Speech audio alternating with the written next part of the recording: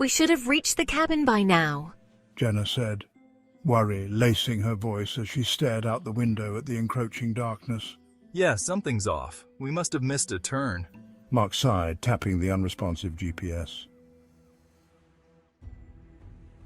As they continued to drive, the trees parted, revealing a small, dilapidated town. The buildings were crumbling and the streets were empty. No lights, no signs of life. Mark slowed the car. This is creepy. It's like a ghost town. We can't keep driving without gas. We'll stay here for the night and figure it out in the morning. They circled the main street looking for any signs of people, stores, homes, anything, but the place seemed long forgotten. I guess we'll sleep in the car, Mark said, turning off the engine. The silence that followed was oppressive, wrapping around them like a thick blanket. As night fell, they tried to sleep, but unease gnawed at them both. Around midnight, Jenna heard a soft scraping sound outside. She sat up, her heart pounding. Mark, do you hear that? He stirred, listening. At first there was only silence, but then came a faint rustling, like footsteps on gravel, slow and deliberate. Without making a sound, they both peeked out the fogged-up windows. In the faint glow of the moon, they saw shadowy figures moving between the buildings. They were not normal townspeople. There's people, but what are they doing?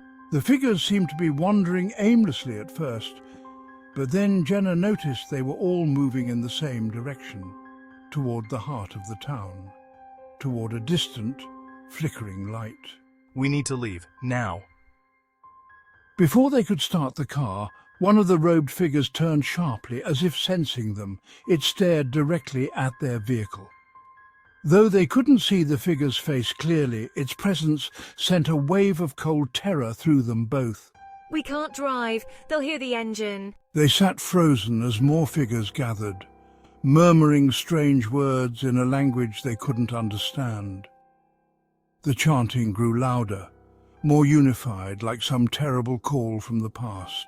We'll wait until they pass.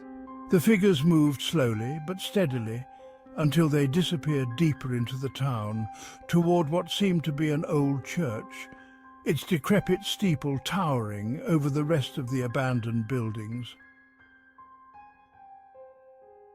They were pulled through the streets, their screams muffled by the chants. The cult members' grip was like iron, their faces twisted in ecstasy as they marched toward the old church. Inside, the air was thick with the stench of rot and decay, but what awaited them was far worse. The cultists dragged them to a stone altar in the center of the church, lit only by the flickering light of torches. Strange symbols covered the walls, symbols drawn in what looked like dried blood. On the altar, Jenna saw grotesque carvings, depictions of bodies, tortured and contorted into impossible shapes.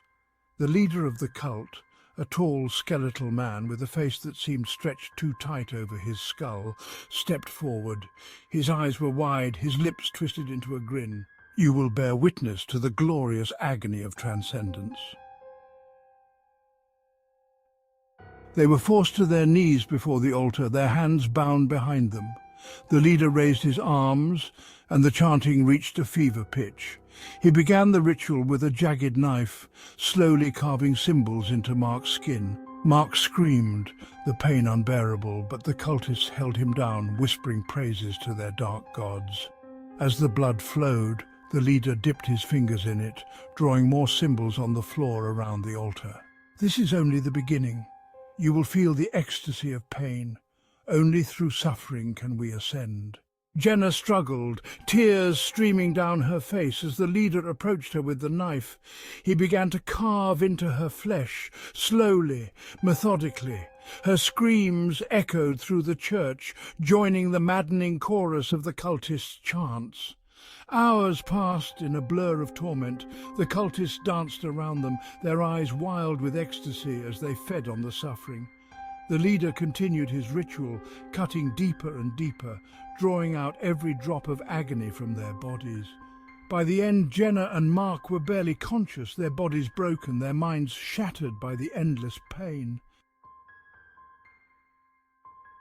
As the last symbols were drawn, the cult leader stood over them, his eyes gleaming with triumph. The ritual is complete. Your souls belong to the city now. With a final swift motion, he plunged the knife into their hearts. As their life drained away, the chanting faded into a dull, distant hum. The last thing they saw was the crazed, ecstatic faces of the cult, their eyes burning with madness as they praised the gods of suffering.